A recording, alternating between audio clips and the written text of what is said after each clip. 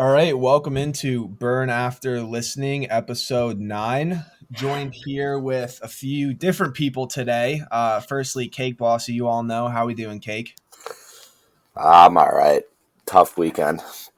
Tough I weekend. accidentally kind of blacked out twice, I would say. So it's been a Sunday. It happens. The scariest getting to you. What'd you do? Nothing. That's the worst part. I just sat and I think that I cleaned my house yesterday, but there was a certain point when I started drinking and to 45 minutes went by. I was like, I actually just drank 9 Miller Lights. And I was these are going down way too quickly. And then just escalated from there. It's foggy. Fair enough. And then we've got a great personal friend of mine, a professional race car driver, has had multiple different positions in the world of racing. Here to talk the Indy 500 and his background, my good friend Timmy Pagliuso. Timmy, how are we? Good, buddy. Thanks for having me. And it What was, an intro, RA. it's Holy pretty shit. good. A little moment of silence for today's 25 years since Frank Sinatra died. So, um, deep Rip the down, deep down, that's probably probably a cousin of mine somewhere back in the old country at some point. But we can have a moment of respect for that, Gino. Yeah, all right. We'll do a 20-minute moment of silence. If anyone fucking Now that's turns it just off, fucking He wasn't that cool, dude. Just Yeah. like if anyone I know turns how it you off, you acknowledge my comment. That's good enough for me. I don't think his parents care either. I know how you feel. I haven't been the same since Avicii died. So Yeah. When Ray Liotta died, that's when my fucking cock started going to the left instead of the right.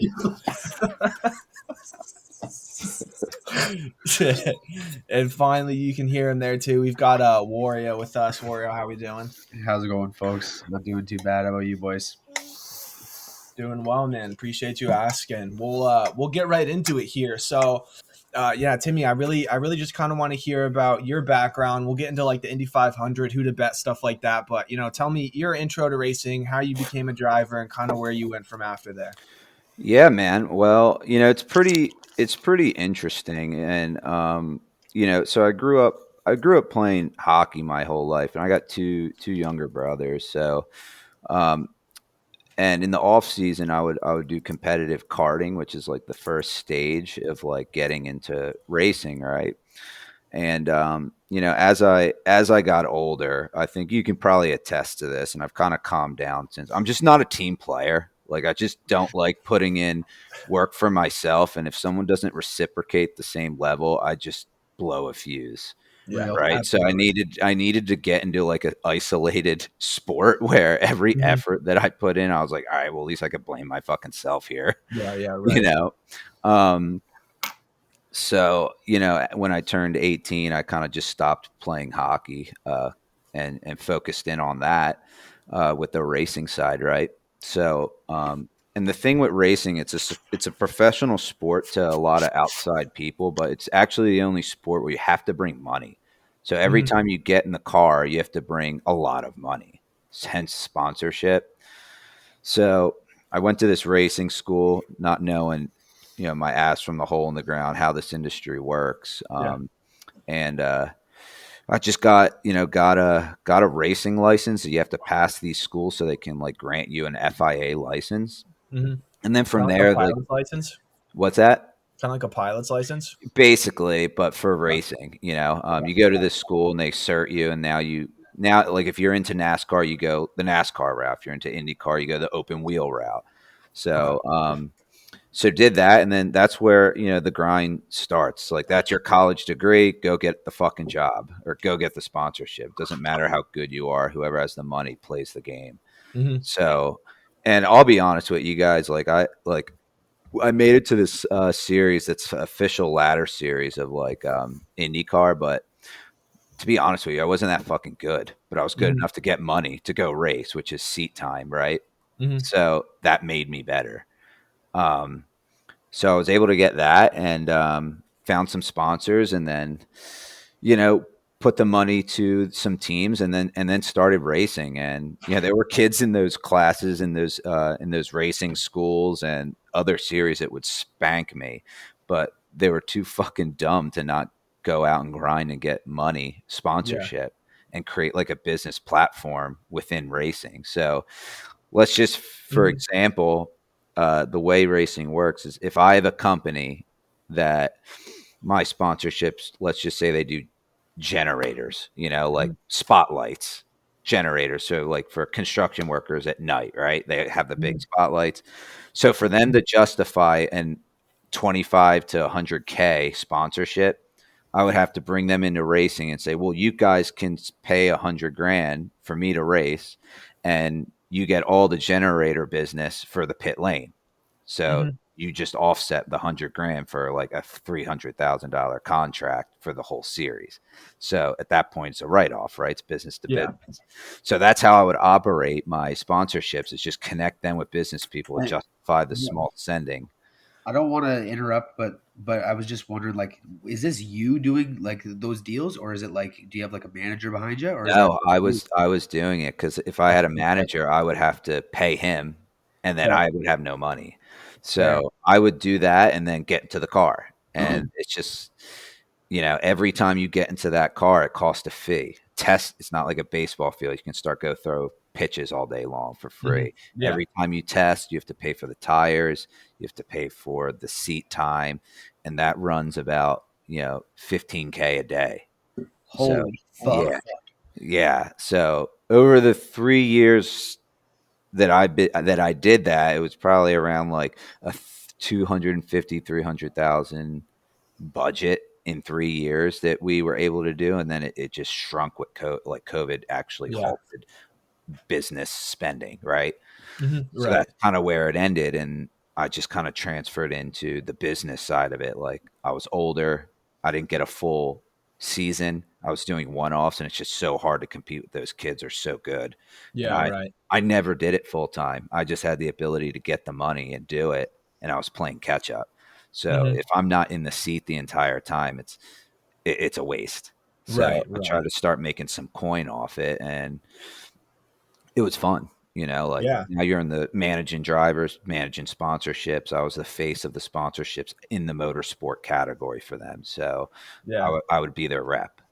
That's a sick way to approach it. And I mean, the first thing that I thought about when you were talking about that too is like you kind of had to play catch up because you had to go out and get the money. Well, someone who maybe has the money and doesn't have to do it, like they don't have to go out and get that shit. It's just kind of there. They might not be as good, but they have like the money to constantly be doing it. So like someone who's maybe not the best at their field or maybe shouldn't be moving up, like is moving up. Does that happen a lot? Yeah. I mean, that's sports for the wealthy, or people that can really, really hustle, like that example that I did, and one of our buddies is that type of person, Jimmy.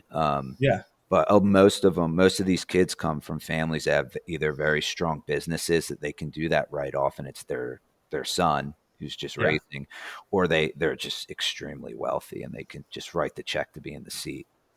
And that's majority of the drivers. You could probably count on one hand that are actually paid drivers. At the professional level. So a lot of these drivers might not be making money. No, 100%. Damn. Okay, that's wild. Game, eh? What's that? They're just doing it for the love of the game. Yeah, I mean, at the end of the day, it's a business. So like if I had, it doesn't matter let's just say I have McDonald's, right? And they're like they're class A sponsorship. It doesn't matter if I win or shunt on the first lap. They're still selling fucking Big Macs, Exactly. And the CEO is still not at the track, or if he is, he's probably going to be wasted in the hospitality, like just enjoying his time. Yeah, right. And that's the way it is. If I can justify their spending for me to go race with their sticker on a car, and they made a business deal before the green flag starts, it doesn't matter if I win. It's just, it's just a perk. Right. It's just money at that point, right? Yeah, on their end, yeah.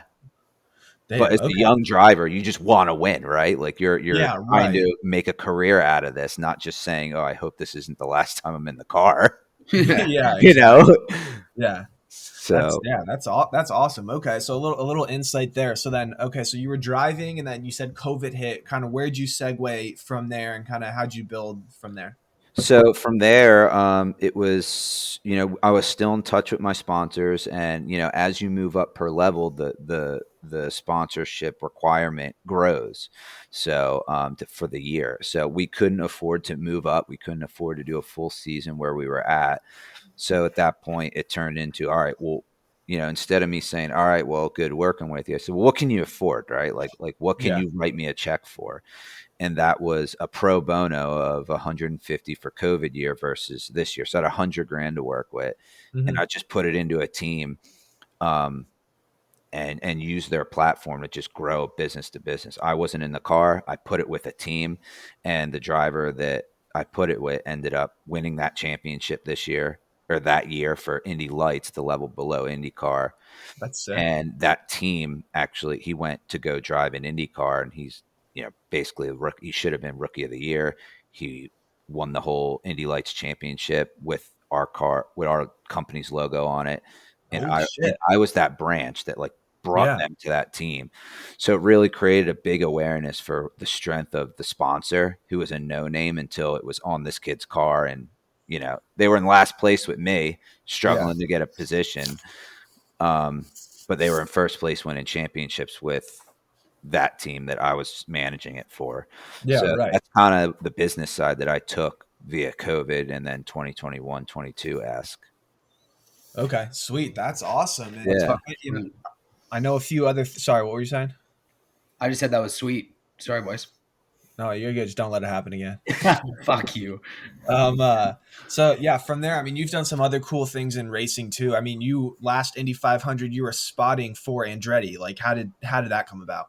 Yeah. So when I was done racing, I kind of wanted to, as a driver per se, you don't want to step away from it, right? You want to stay as close Mhm. as you can to the sport that you're with. Like if we all had a choice to be an equipment manager or a top position in an NHL team, I think we'd all drop what we're doing to say, let's, like, 100%. that's, I can't play, but I'm going to be as close as I can at the highest level, right? Yeah, 100%. So that was kind of my mentality. I wanted to stick with it because my goal was just run the Indy 500. Like that was my goal as a kid. Mhm. Couldn't get it, so I started getting into what other positions can I do. So I started spotting, which is pretty cool, and then I started getting involved with like pit crews. Mhm. So the first step was getting involved with the pit crews for a team, and I ran a team's like pit crew analytics for 3 cars, and then was on the crew for one of the drivers. That was the next step.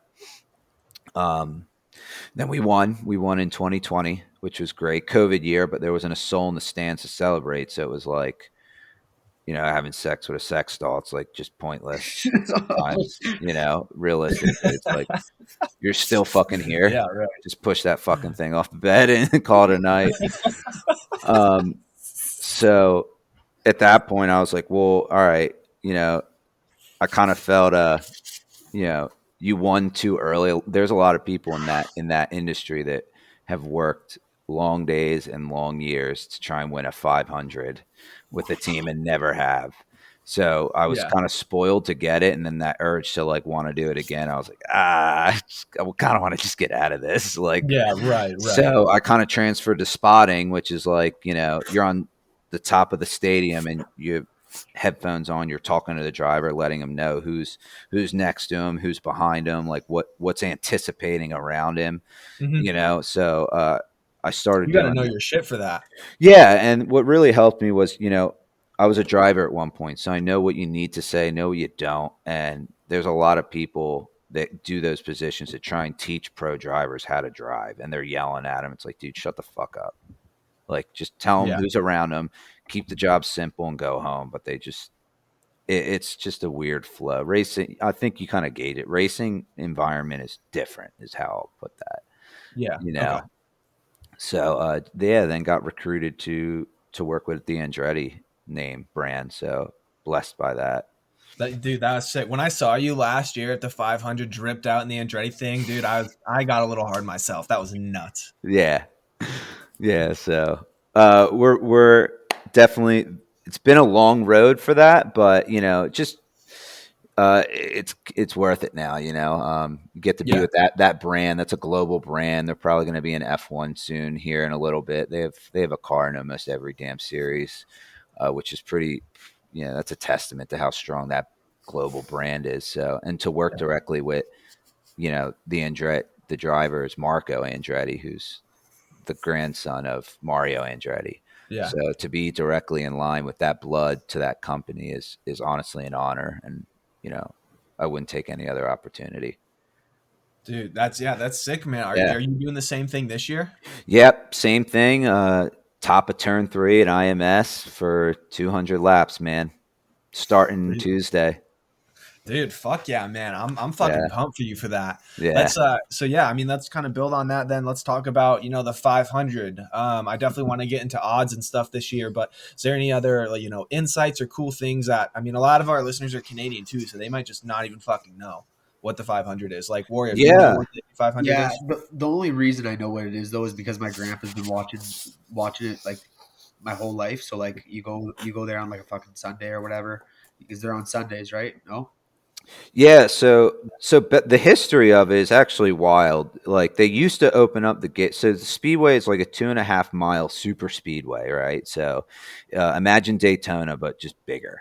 So 2.5 miles, and the tradition of it here in Indiana is it used to be an all month event.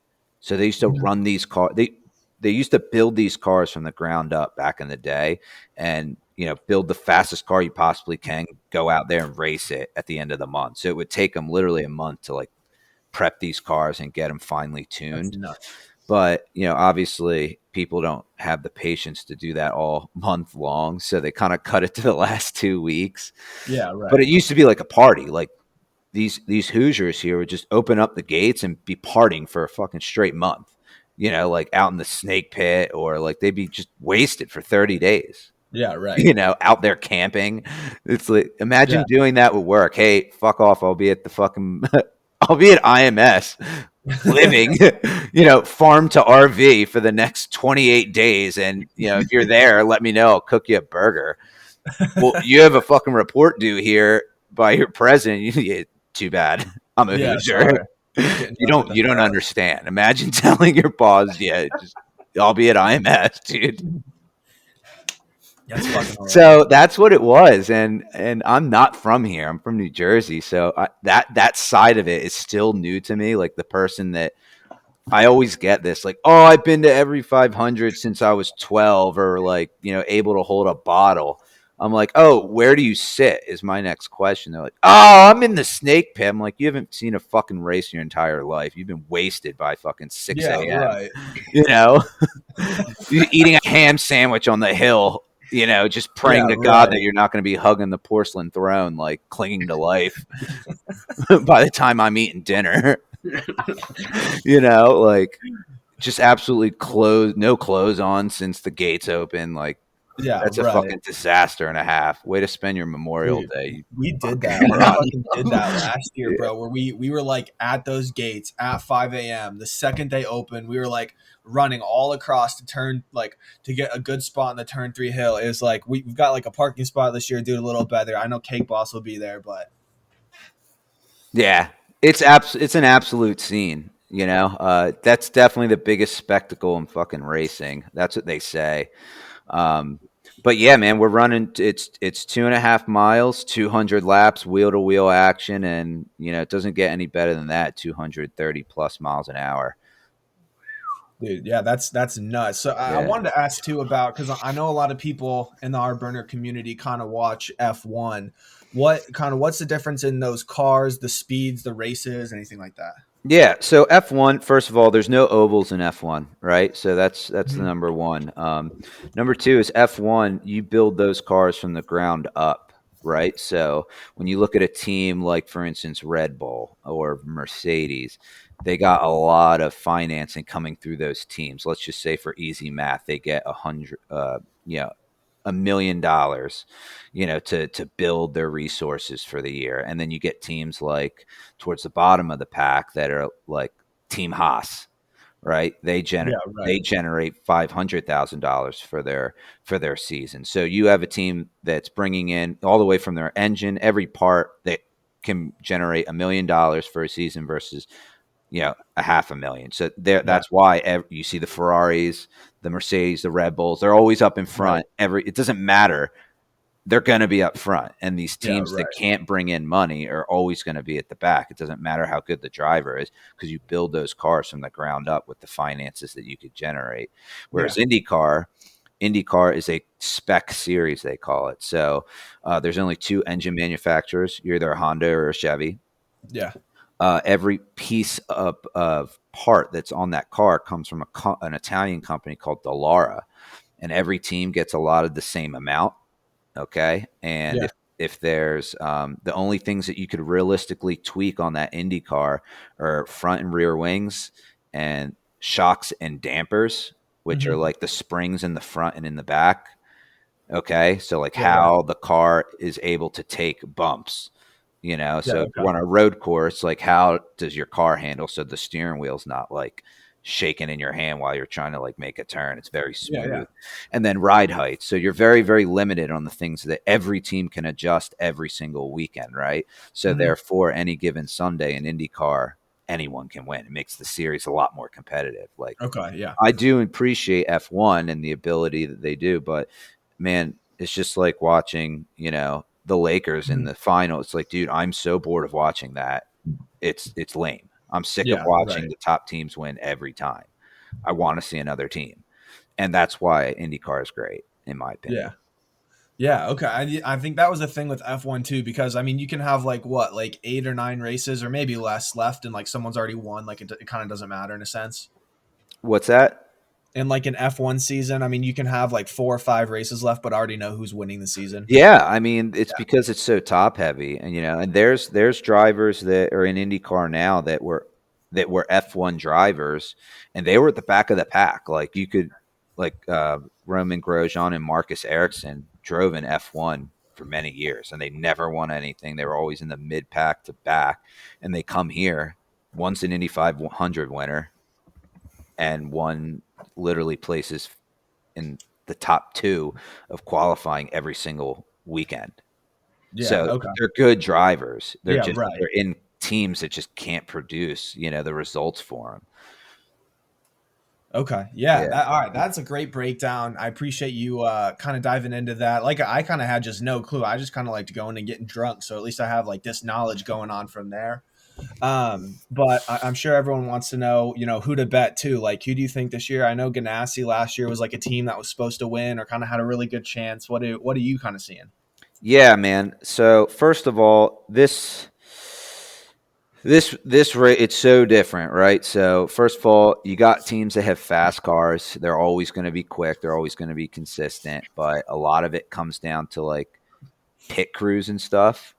Yeah. Right. So if you get some dude that went out on a school night and because it's May and he wants to get laid because he's a pit crew member and comes in and fucking fucks up a pit stop, that Okay. dude's going to be shunting by turn one. Yeah. And that happens. There's guys that think they're big dick in it forearm, and they tell everyone they're in a pit crew when they're on the road trying to get some ass, and they end up fucking up the whole race for someone. Think about running a race, 100 laps, you do 50, you're in the lead, and you come into the pits and your fucking incompetent tire changer just can't figure out what's going on. You literally hand another 7 guys in the pit crew your car to do it sufficiently and go back out because Yeah. every 7 seconds is a football field at IMS. Yeah. That's the Okay. rate of speed that they're traveling. That's So crazy. a top team pit stop will do a pit sequence in 6.7. So Holy shit. when you lose that on track, that football field length in 7 seconds in the pits, you're it's hard to get it back. I wouldn't say Yeah. you're necessarily fucked. It's just really hard to gain that back. And Yeah. then you're just wasting time, you Yeah. know? Okay. Okay. Yeah. So I would say if I had to place a bet on I'll give you a top 5 to just keep an eye out on, Yeah. and then as the month kind of progresses, I'd say shoot me a text and I'll zero in on it. But number 1 is Pato Award, Arrow McLaren. Okay. Okay.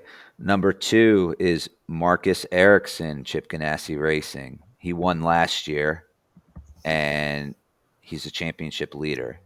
Okay. Okay.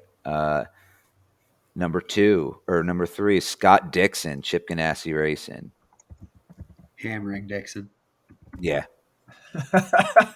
hammering the Iceman. Number 4. Okay, you're going to start to see a trend here. Alex Pillow, Chip Ganassi Racing. He just won. He just won Sunday, didn't he? Yes, he did. Yeah, I saw that. And he's always quick. And I'm going to give you I'll give you your 5th one will be your dark horse. And the reason why I say dark horse, even though he's won it twice, he's not a full-time driver anymore. And that is Takuma Sato, Chip Ganassi Racing. They sound like Okay. they got a pretty fucking good team. Yeah, seriously. I'm Yeah. gonna fucking tweet those. Yeah, so I'll give you a little preface on that. So everyone knows Jimmy Johnson, right? Yeah. NASCAR. And favorite. Fan favorite. Yeah, Carvana sparkling jeans, right? You've probably seen those fucking Yeah. commercials in between. So no doubt about it, his accomplishments in NASCAR, right? Dude's a legend. He's an absolute Ricky Bobby. All right. Yeah, like, I know who that is, and I don't really watch racing. Yeah. Maybe Johnson's the So host. he's a legend. So he tried to come in and do IndyCar the last couple seasons. First season, he only did road and street course. The last season, he did all of them, including the ovals. And let's just say he wasn't the Jimmy Johnson everyone knows in NASCAR. You know, he was back of the pack, struggling. It's one of the best series to be in the world, IndyCar. But lo and behold, this is his first Indy 500 last year, and he's in a Ganassi car and qualified 4th or 5th fastest. First time ever being there. That's extremely hard to do. Yeah, that's sick. Extremely hard. So those Ganassi cars have great setups, you know. So Takuma Sato, who's won 2 Indy 500s and equipment that you would argue that isn't the best all the time, he's going to be in the best team. Okay. So Sweet. it's a good. Yeah, I mean, you kept saying Okay. Yeah, that dude literally qualified last year, hit the wall coming out of turn 2, and just kept his foot in it and literally qualified in the top 7. I don't know how that it was. I don't know how it was happening. Look it up. Like Takuma Sato's qualifying. You'll see him literally smack the wall, brush it coming out of turn 2, and he's like the 7th fastest driver in qualifying. It's like, and you ask him like, how in the world did you do that? Like, how did you keep because you see the telemetry, his foot was just flat. Yeah. Like he did not lift off of that, and you're just hanging. You're like, holy shit, that wall's coming right at me. He's like, he goes, dude, you have some serious balls. He goes, I had to stay in it. Like, all right. Good on you. Yeah, dude. That's it. Yeah, it's almost like a pride thing too, where like you were saying earlier, these drivers, like, I mean, they just want to fucking win. That's competitors. I've got a question. Send it. So like when say like your driver's like he's like really like fucking nervous or something like that, like going into the day of a race, you ever just tell him maybe to loosen up and like have a couple cold ones before he gets behind the wheel, or couple cold ones? You know, I learned this trick in a movie once. If you're ever stressed before an event, just go jerk off. Oh. Just literally go in a corner, go in the fucking bathroom, and snap one off. That's what I did before. Just literally never stressed. Yeah, never. Like you might fall asleep immediately after and wake up in a glory. Like your dopamine will be literally through the roof. I mean, I did it before every test in high school, and I still failed, but I had a smile on my face. Hell yeah, brother! Like your shoulders will definitely drop. Oh, man. All right. Well, hey, I appreciate you joining us here. I know you're staying on for Words with Wario, but we'll wrap this segment and we'll kind of go from there. I'm going to tweet out that video, going to tweet out the pics. I hope everyone liked this. It was educational a little more. And if you didn't, you can go fucking kill yourself. Yeah, it's the month of May. If you're not paying attention to that, then go hang out with Boston and their first round loss because you're gone. Like it doesn't matter. It doesn't matter. Yeah, go ahead and tweet that. If you're not watching Indy 5, go hang out with fucking Pasternak down in Yawkey Way because he's probably looking for another contract. If I were him, absolute disappointment. Fuck. All right. Hey, thanks for joining us, Tim. I appreciate it. Yeah. All right. Now we'd like to go to our second segment here. Words with Wario. Still joined here by Timmy Pagliuso. Wario, going to go ahead and give it over to you. What do you got for us? Hey, folks. You guys already know. I can almost assume that everybody will be guessing that this will be a big part of the segment this week. The Burnerverse versus Darren McCarty, ex Detroit Red Wings alumni, 4-time Stanley Cup championship winner. He actually is, to my knowledge, I believe he scored one of the game-winning goals to win the Stanley Cup. So apparently, he's not too fond of me. I'm not really sure what I did, but he's quite literally lost his fucking mind. I don't know. I for some reason he decided out of all the fucking people that were commenting back at his so-called daughter, which is not even a real thing. Not his real daughter. Not at all. Absolutely insane. She's on one too. Absolutely fucking crazy. But yeah, he decided to call me out and call me a fucktard, which is pretty. I'd say that's pretty ableist term. I thought this was 2023. I didn't really think that we are going to be using those kind of terms anymore. But I don't know. He I don't even know what to really say about it as besides the fact that he's fucked, man. Like this guy, he's obviously got a couple screws loose upstairs. More than a couple. All of them. Like those punches must have really fucking set that CT in deep. But I don't know. As somebody was saying, he made like over $12 million or something like that in his NHL career, and somehow managed to rack up $6 million in debt to the banks. I'm not really sure how the fuck that happens. Probably from beating up the bank tellers. Yeah, God fucking knows, man. But like, dude, how do you fumble that bag so hard, dude? I don't even make $100,000 a year, and I'm not even like $1,000 in debt. Like, how do you do that, man? Like, you got to be fucking retarded as hell or something. Oh, must be nice. Sick brag.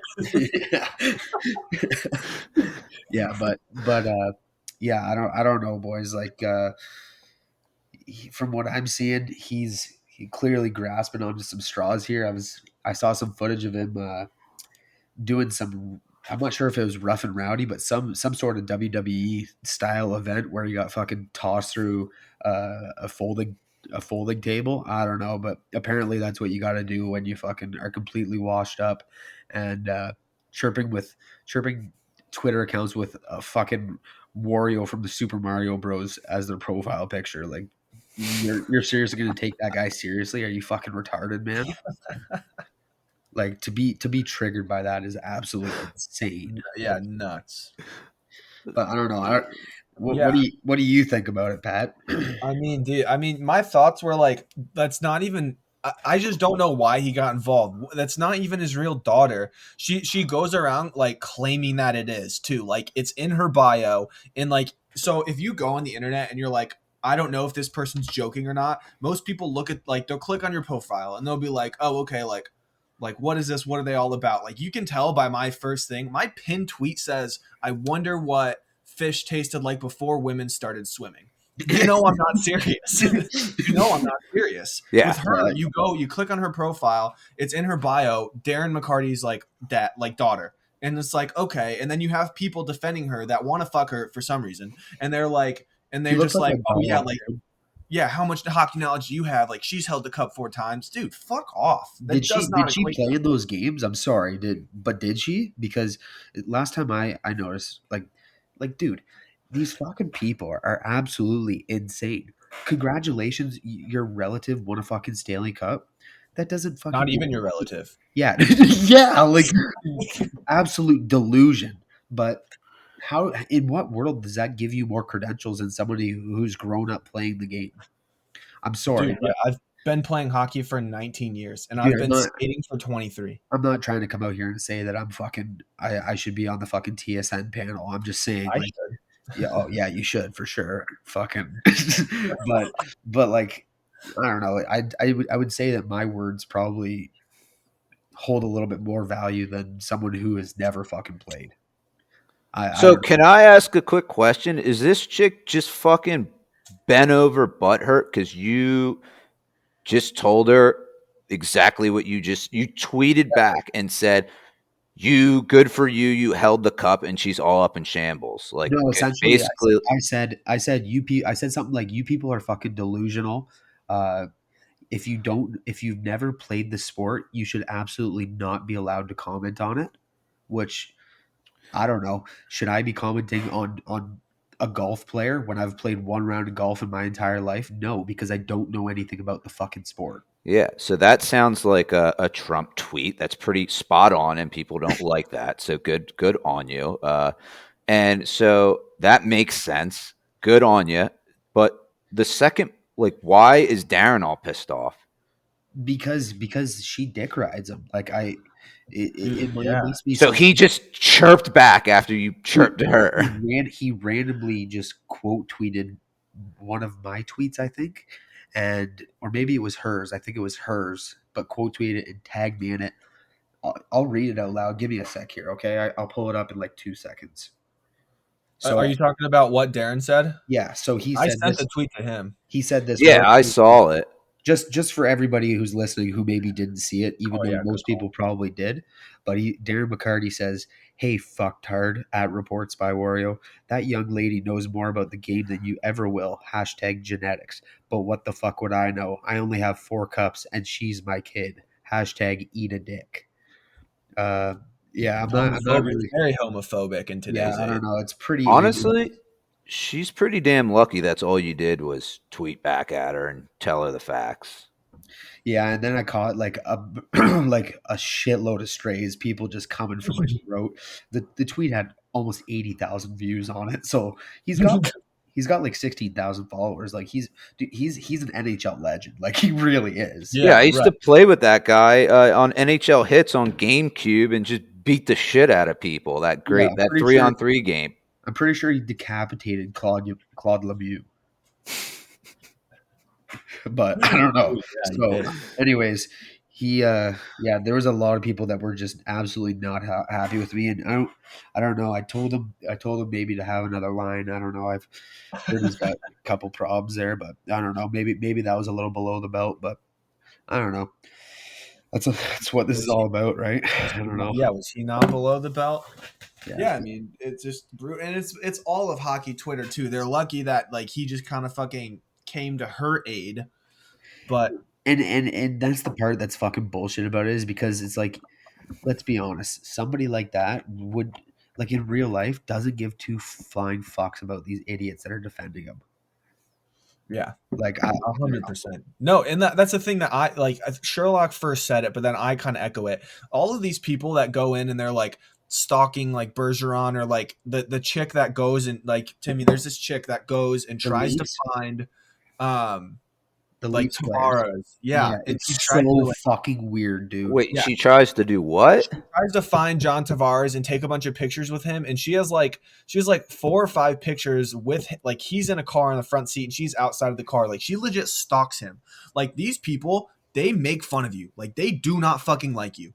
It's Yeah, nuts. 100%. When he leaves, he's seeing that put on Twitter or whatever, because she's probably tagging him because she's a fucking freak show, and he's probably screenshotting it and sending it to fucking O'Reilly, and he's like, "Look at this fucking weirdo trying to stalk me right now." Like, I don't know. Yeah, I mean, dude, can you imagine the locker room talk that the boys are having with that chick, and she's out here on the fucking Twitterverse acting like they're related and they're best friends. She's getting absolutely orally rinsed between periods. Like, God, I hope we don't run into her on the bus ride out.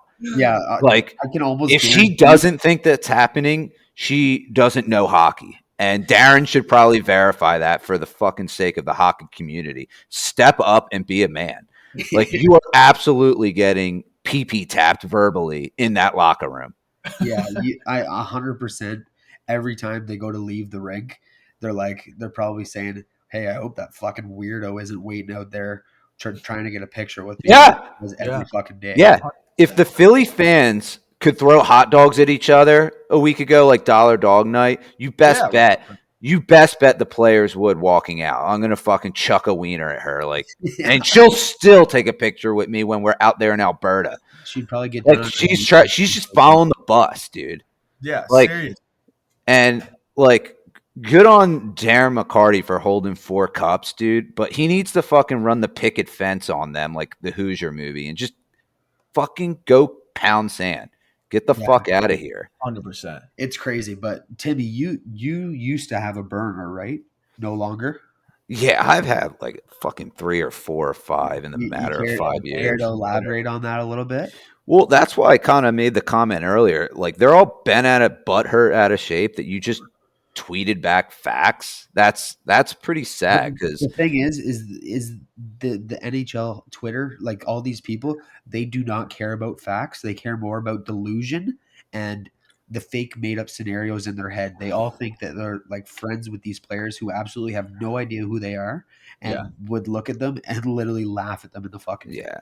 Well, my first response would be like, I would make her like film taping a stick and then be like, tweet it back. And if you can put clean fucking fresh tape and clean lines together and be like, all right, you have 20 minutes during this game at 10 o'clock tonight with fucking Vegas to run your mouth. But if you can't fucking put a happy knob on or make a fresh TJ, shut the fuck up.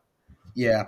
Okay. So that's 1. 2, like, when I used to have a fucking burner, dude, if someone pissed me off so much, I would go so far beyond the line to fucking ruin them and their day. You've got a good story on that, right? Dude, so I was in New Jersey in the summertime during Shark Week, the best week in the fucking world. Hell Okay. Yeah, just lounging on my couch, absolutely fucking boned out. Yeah, just fucking tilting 302s back watching Shark Week. If you don't know what a 302 is, it's a drink from back home on the beach bars. It's a shot of 151 Bacardi, a fucking strawberry daiquiri, and then a floater of That sounds 151.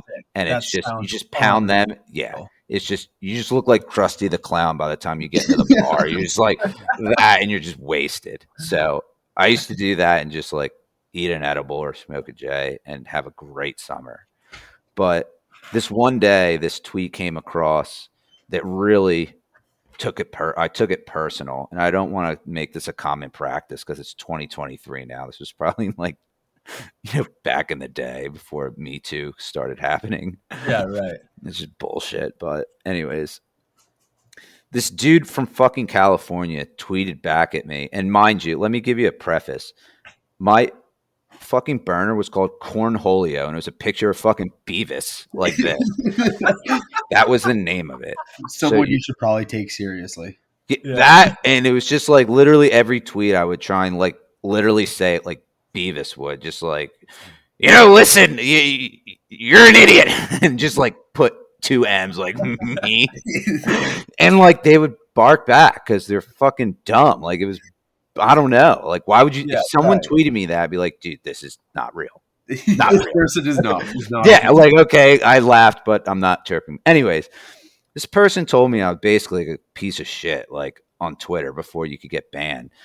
And I was just like, well, like, why is this person telling me that? He has no idea what he's talking about. So I like looked this guy's page up, and so I saw where he lived. There was a fucking pay-per-view fight at the Honda Center in Anaheim. And this guy lived in Irving, California, or some shit.